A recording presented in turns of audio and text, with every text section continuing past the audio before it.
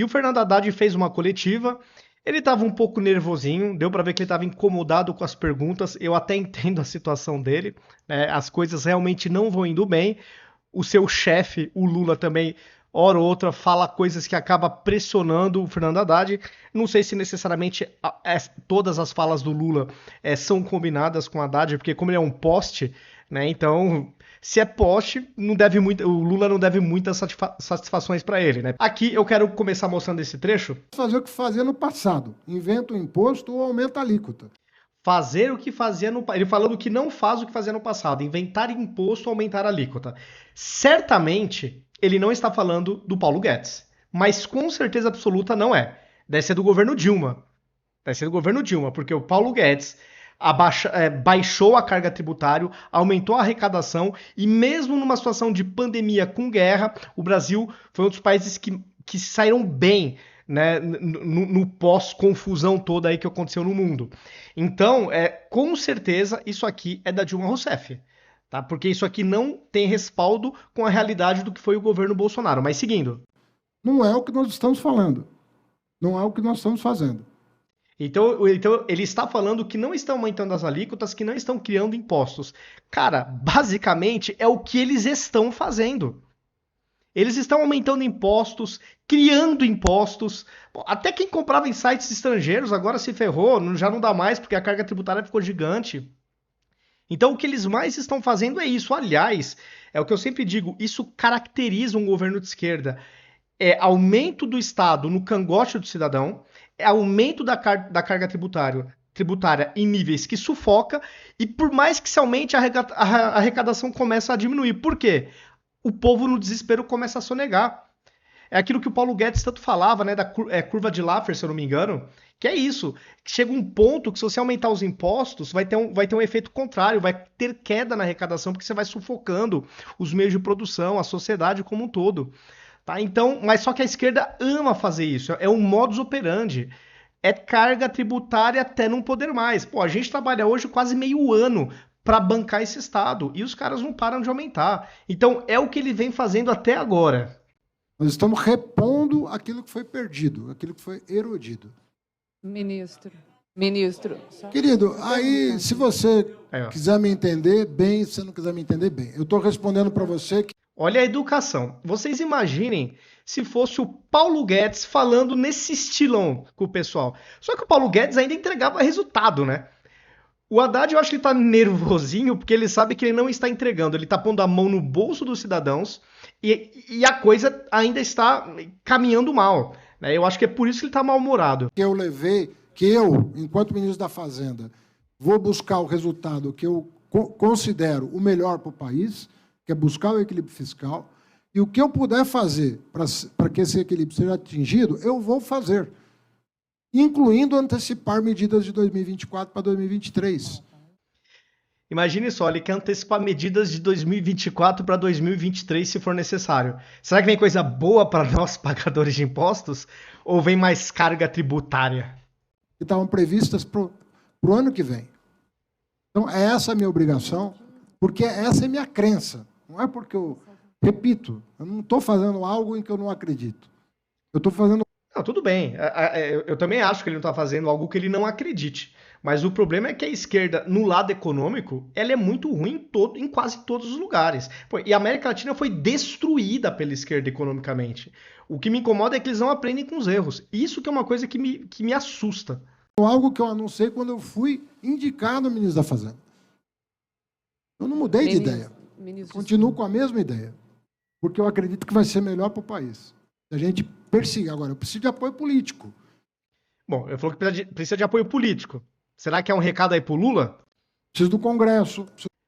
Tudo bem, colocou Congresso, né? Mas ainda acho que tem uma cutucadinha no Lula. Do Judiciário.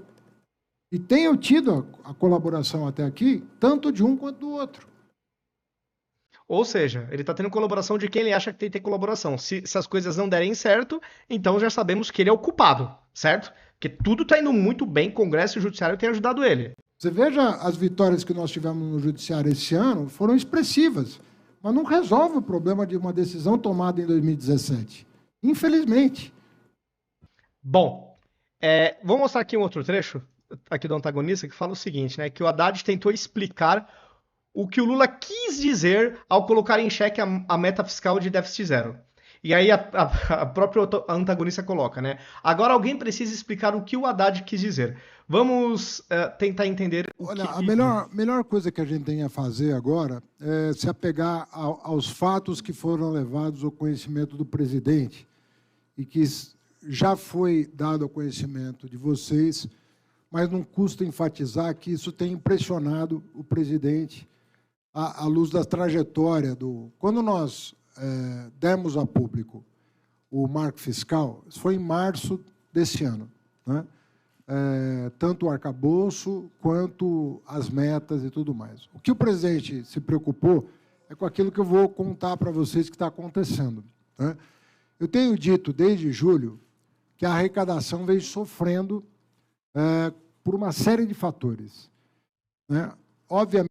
A arrecadação vem sofrendo aí por uma série de fatores, mas não foi por falta de aumento de impostos. Pelo contrário. É por isso que eu digo, chega um limite que ficar aumentando e surrando o trabalhador já não vai começar a surtir efeito. Tá? O Paulo Guedes, o governo Bolsonaro, na pandemia, quando começou a diminuir carga tributária, tinha gente falando, mas e a arrecadação? Aumentou a arrecadação. Porque você diminui sonegação e você aumenta, a economia fica mais viva, fica mais dinâmica, circulando mais dinheiro.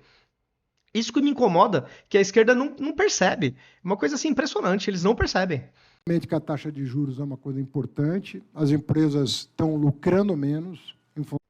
As empresas estão lucrando menos, ok. Em função das taxas de juros, e isso impacta imposto de renda de pessoa jurídica e contribuição social sobre lucro líquido, como vocês sabem. Tá, então aqui ele está explicando que uma das causas de estar diminuindo a arrecadação é porque as empresas estão lucrando menos por causa dos impostos altos. Só que os bancos, por exemplo, estão lucrando absurdamente mais, né? Então, como que pode ele, nesse cenário de juros altos, ele mesmo falando que tem empresas que estão diminuindo o lucro, o que não é caso de banco, como eu já falei, e ainda assim ele aumenta a carga tributária. Como ele quer reaquecer a economia? Eu não sou economista, tá? Mas para mim me parece muito óbvio. Se a coisa tá caminhando mal, lento, com prejuízo por causa dos juros, e você ainda aumenta a carga tributária, que estímulo você dá para os cidadãos gastar mais? Para mim não faz sentido, tá? Posso até estar errado. Quem for da área aí comente, mas para mim não faz sentido. Sabem. Mesmo quando o faturamento se mantém, e vocês sabem que o PIB está crescendo esse ano acima das projeções de mercado, mas mesmo quando o faturamento das empresas se mantém, mas você tem o efeito sobre a rentabilidade das empresas, isso está afetando a arrecadação desses dois tributos importantes, um dos quais diretamente relacionado ao FPM e ao FPE, razão pela qual os prefeitos e governadores bateram a porta do Ministério da Fazenda buscando reposição dos repasses que foi garantido pelo presidente da República semana passada com a...